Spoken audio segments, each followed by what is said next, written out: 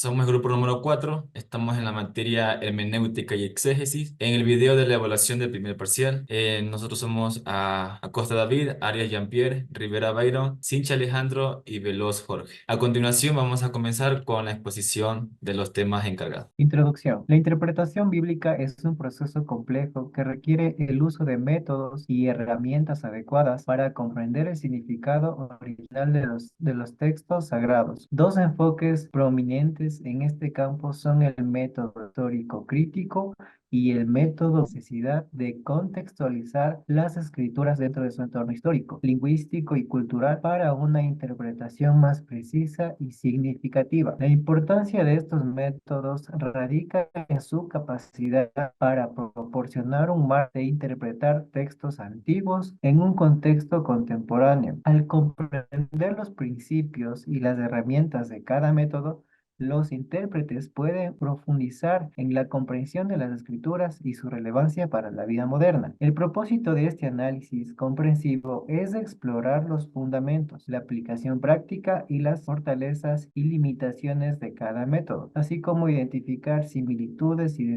diferencias entre ellos. Al hacer cómo seleccionar el enfoque más apropiado para la interpretación de textos bíblicos en diferentes contextos y circunstancias. Bueno, yo les voy a hablar sobre el método histórico crítico. La crítica textual gira alrededor de la tarea de restaurar el texto original sobre la base de las copias imperfectas que han llegado a nuestras manos. Pretende tamizar las evidencias provistas por las variantes o diferentes versiones donde los manuscritos discrepan unos de otros, y por medio de un sistema científico llegar a los que probablemente fue la terminología utilizada por el geógrafo, por el profesor Archer.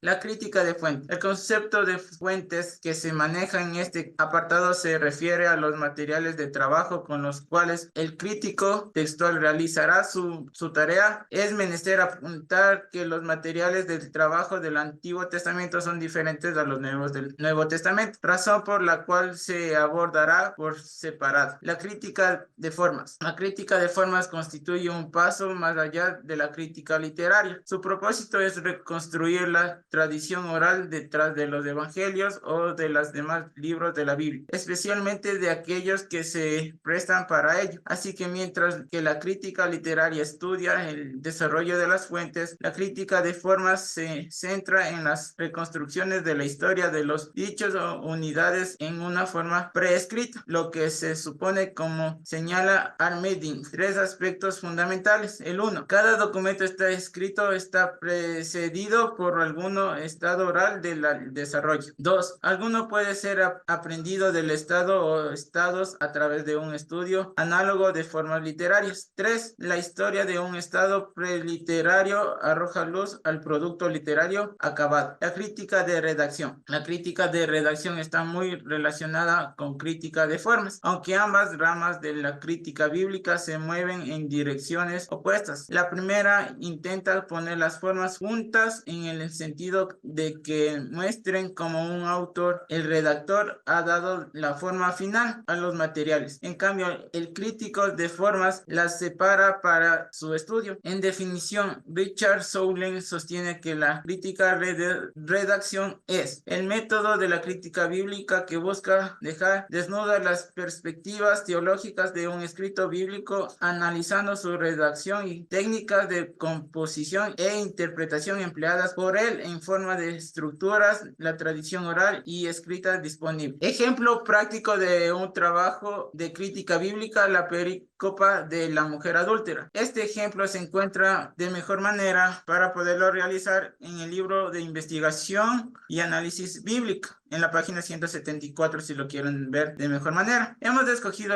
la pericopa de la mujer adúltera por varias razones. La primera, porque nos permite verla desde los 6 ángulos de la crítica bíblica. En segundo lugar, por la controversia que esta ha suscitado a raíz de su origen y con conizaciones y finalidades Finalmente, porque a partir del estudio crítico de este pasaje seremos capaces de extraer verdaderamente muy importantes para nuestra vida. La pericopa, objeto de estudio se halla localizada en Juan 7:53 y se extiende hasta el 8:11. La versión que utilizamos para la correspondiente análisis y estudios será la versión de Nestle y Hallam. Evaluación crítica de la relevancia y limitaciones del método histórico crítico. Es esencial este enfoque metodológico que se utiliza ampliamente en el estudio de las escrituras. Al analizar este método podemos comprender mejor cómo se aplican las herramientas críticas al estudio de los textos sagrados, permitiéndonos discernir entre los aspectos históricos y culturales y las interpretaciones teológicas. Sin embargo, es importante reconocer las limitaciones del método histórico crítico, como su tendencia a reducir la fe a un mero fenómeno histórico-cultural y su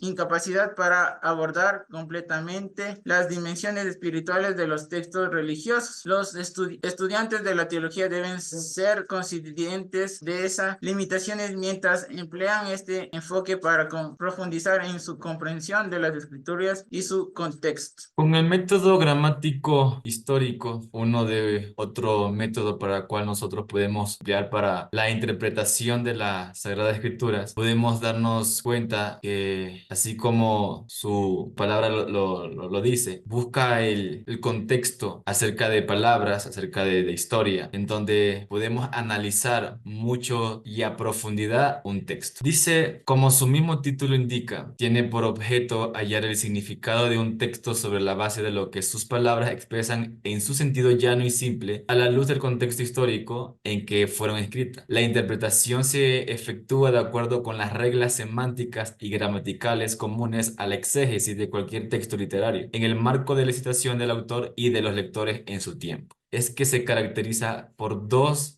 razones. En la siguiente diapositiva podernos dar cuenta de aquello. Tiene dos partes. La primera es el análisis gramatical, que busca aplicar las reglas semánticas gramaticales, de preferencia en los idiomas originales, literarios y de contexto y de pasaje bíblico. Y la segunda es la que estudia lo histórico y consiste en conocer lo mejor que se pueda la situación del autor y de su audiencia original. Las claves, o se puede decir las partes de este método gramático histórico, son 6, de las cuales vamos a conversar un momento. El fondo histórico cultural es aquel que se encarga de la topografía, dígase del suelo, el clima de aquella época.